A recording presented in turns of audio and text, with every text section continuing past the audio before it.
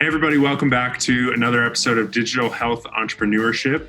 This is a fun episode because we have a special guest on the episode, Jennifer Jinzo-Chavez from Credential Genie. So Jennifer, thanks so much for joining us today and teaching us more about what you guys are doing with Fruit Street Health. My pleasure. Thanks for having me.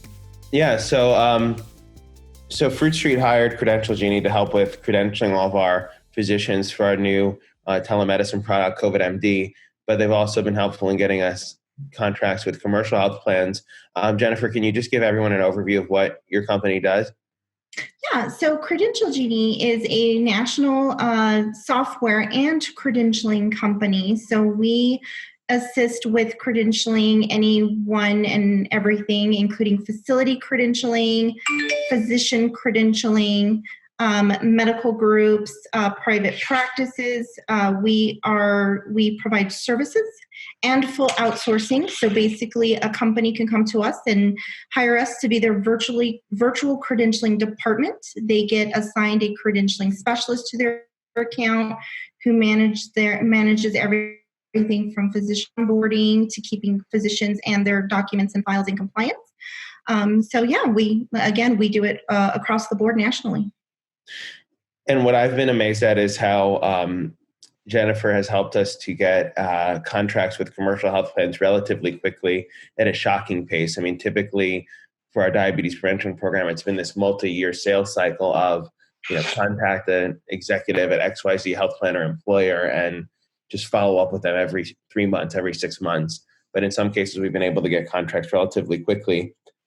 So Jennifer, could you just tell everybody how you were able to get Kovan MD a contract with Empire Blue Cross Blue Shield in a matter of weeks? Can you just describe that? Yeah, so traditionally, just to give you a little bit of background, credentialing and contracting can take anywhere from 90 to 180 days. Most companies or individuals trying to do this independently don't really know where to go for resources and where to even begin. So one of the key things in our success in getting it is we've built a network of provider representative and contacts at these individual health plans over the years of us providing the services. So some of those contacts have been wonderful to work with, that we've been able to eliminate kind of the red tape which a normal company would go through. The other key thing is that because Fruit Street had such a large physician interest and network, obviously the success with getting a contract is a successful LOI, right? A letter of interest, and writing a really good background about the company. And because Fruit Street has a good backing and a good mission and vision, we were able to put that in front of the network representatives to get their attention to get contracts. And I think it helped that we had over 1,000 physicians that have contacted us and wanting to be in the provider network. I mean, do health plans care about the number of clinicians you have when you approach them? Yes, I do believe so. So you have to look at it as in how many members is this group going to, how many physicians are going to be as a resource to our members, right? So as a health plan, I think health plans look at this as, if you're a private practice and you've got larger groups, there's going to be a better network and access to care for their members. So there's a benefit in them actually offering you a contract. I can't speak to specifics with the health plans and how they make their decisions, but I do definitely think that is a benefit. Jennifer, I'd like to back up a little bit. A lot of the entrepreneurs and digital health professionals who are listening to this know about credentialing, but some don't. Is it credentialing a doctor who works in a few areas in healthcare, or is it credentialing them to work in physical areas like these states but not these other states? Could you back up a little bit and just sort of give us the high level, what is credentialing? That's a really good question. Credentialing is a very vague term because there's multiple aspects to credentialing. So you have credentialing for compliance as far as you work in a hospital and you need a mechanism to be able to onboard your practitioners, ensure that they're competent in the services they're performing from a regulatory perspective. And then there's also credentialing for provider enrollment and billing, which is also very highly regulated. So, making sure that practitioners are licensed, that they have received the proper education, postgraduate training, continuing education, make sure that practitioners are up to date in medicine and treating patients. So credentialing is, like I said, a very vague term. There's even credentialing related to non-independently licensed practitioners. But the whole scope of credentialing is basically looking at that practitioner's background and ensuring that they are up to standards and today's medicine and care to be able to effectively treat patients. And it's all, surrounded by patient safety, of course. Jennifer, I'd love to dive in a little bit more to what actually goes into credentialing a practitioner. You just started mentioning a few things, but are there certain criteria you're looking at? Because I imagine when, especially when something like Kovan MD launches, where we have to get something up really fast, credentialing probably has to happen really, really fast, which is why Laurence has spoken so highly of your guys' service. So what actually goes into credentialing a practitioner?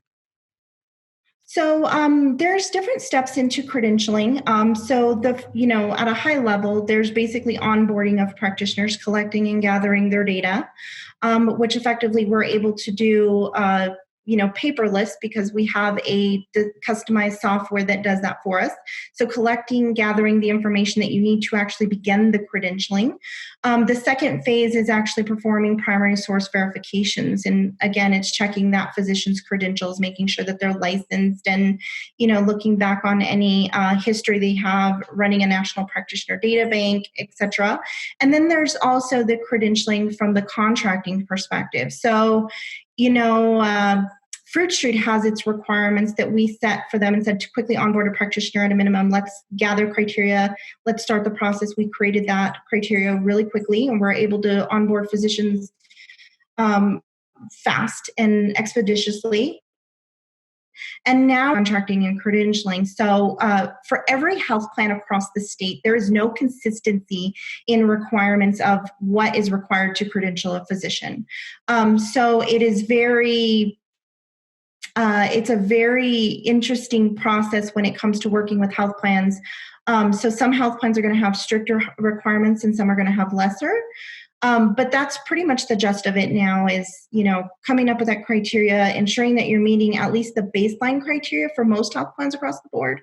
And then kind of going from there. But again, every health plan in the third phase is going to be different. Mm-hmm.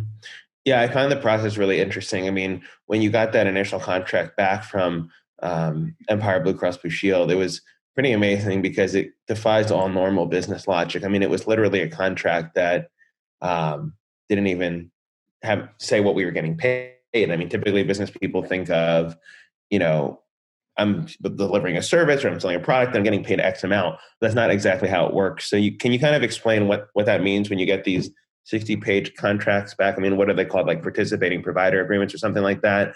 And then you have to kind of follow up and say, well, what's the fee schedule? What am I getting paid? Yeah, so most health plans have set fee schedules for specific codes. Like they have standard codes for medicine, standard codes for surgical, standard codes for laboratory. So they basically have set fee schedules. And that fee schedule is basically what you're going to be reimbursed once you see a member and you bill for that services. So a patient, comes in with Empire Blue Cross Blue Shield in one of their specific plans.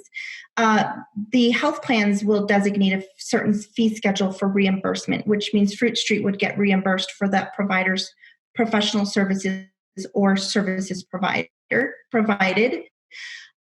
Basically what that entails and what those are is off of your state standard. If you're looking at Medicare lines of business or Medicaid, those usually are going to be paid out of the rate of what like Medicare offers right now. And there is some states that have the parity laws, which means that they will reimburse for specifically to telehealth, which means that they'll reimburse at the rate as if they were, treating them in an inpatient visit. So fee schedules for some health plans can be renegotiated based off of your services you're providing. And, they may give you an opportunity to renegotiate those rates if you don't like what their standard rate offering is. Why would they do that? I mean, let's say I approach them and I'm just, this little old startup, like maybe I've raised some money, maybe, in Fruit Street case, we have 1,000 providers. I'm imagining that having more providers gives you better negotiating leverage. But why would United Healthcare or Blue Shield even bother negotiating with me? Why wouldn't they just say, here, this is what you're getting paid, take it or leave it? That's a really good question. I think it's based off of patient need. So if you're in an area or you're treating a certain specific specialty or, providing a specific unique care to their members, maybe it's an area where they actually have a lot of members, but they don't have that particular type of practitioner in that area. Maybe it's a rural area. Maybe it's a county where there's not a lot of physicians or groups that want to offer care in your services you're providing. So it's a benefit to the health plans to sometimes negotiate rates because they actually need, different specialties or different provider types in that area to care for their patients and members. Interesting. And the other thing that blew my mind as part of this process, because typically I work in the diabetes prevention space and now I've expanded into telemedicine services, is that, there's just like these portals, right, where these health plans can allow you to get credentialed and get contracts. That doesn't exist for diabetes prevention really, or at least no one in the industry approaches it that way. Again, they go through these long sales cycles. So do these health plans just have like forms you can fill out to just apply to get contracts with them, or how does that work? So to begin the contracting process, every health plan has its own method to apply. So some of them are just write to us, send it to this generic email address. You really don't get a person or a representative to deal with, or they have a specific online portal or forms. So there's forms for different types of specialties. If you're a hospital, you have a certain set of paperwork that you would fill out. If you're a physician group practice, or a PLC, you would fill out a specific form. Every health plan is different. Some of them, Medicare is really good because they use the Pecos system, which is really easy to use now instead of going to paper forms. That makes the process more efficient, and you can track application status, contracting. But typically, when, as I mentioned earlier in the conversation, if you go through, like Empire Blue Cross Blue Shield is a really good example, and I don't know whether to call them out or not, but we actually bypassed applying through the normal typical way just because we have contacts that we've worked with. So we bypassed that whole step and we're able to expedite it a little bit quicker. Interesting. What is it called? Pecos? What is that exactly for people that don't know? Yeah, so Pecos is a system, and I apologize if I get the acronyms wrong, but the Pecos Medicare system was developed, and it stands for the Provider Supplier Enrollment source that CMS has developed to be able to apply for Medicare ID. So it manages the enrollment. And so in Medicare, there's different intermediaries that are responsible for enrolling for different states.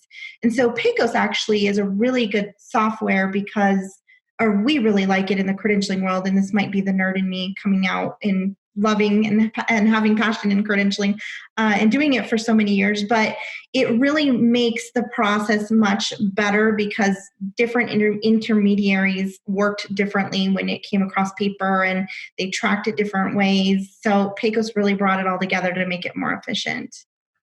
Interesting. And why do you have a passion for credentialing? I was thinking about it the other day. I'm like, why does this person like this so much? And I guess it has to do with access to healthcare. I was thinking the same thing. I know, me and too. You've self-identified as the nerd credentialing. How does he anyone get into a career in doing this, honestly. I fell into it by accident at a young age, and I just really loved that it's so diverse. To me, it's very challenging. Again, as I mentioned, credentialing is not a straightforward process, and including provider enrollment. When you work I've worked in a hospital setting as well as a medical staff manager, working with the physicians and practitioners, and I just loved every moment of it.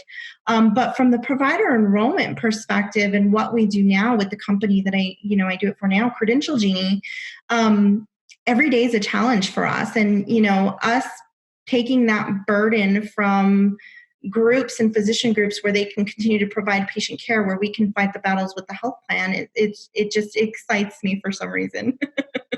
And fighting health plans does sound quite fun, actually. But I guess what would your advice be to like a new digital health entrepreneur? I mean, a lot of people start digital health companies right out of college now. They don't know the first thing about credentialing. I didn't even know what that word meant when I was 20 years old. What would your advice be? I mean, should they just, go on LinkedIn and just email every health plan executive on the planet?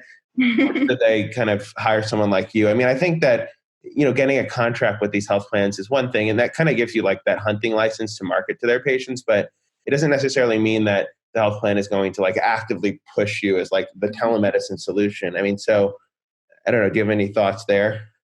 Yeah, so I think for anybody who's starting out a new business, whether it be telehealth, a digital health system, or opening up a private practice, one of the things to keep in mind is that we're lucky to have the resources that we do have and are educated, and we do this every day, right? So we specialize in this. But for anybody who's starting out, one of the things that people don't realize is that it does time. So, give yourself at least 6 months leeway before you start to see reimbursements, contracting and credentialing to take place. So when you're opening up a practice, it's not one of those ideas where I'm going to open up a PLLC healthcare company and hire 100 physicians next week and I want to start billing next week. That's not how quickly that happens. So I think taking that into consideration first when you're planning out your business future and plan for reimbursement, that's something to consider. The other thing to consider is just making sure that,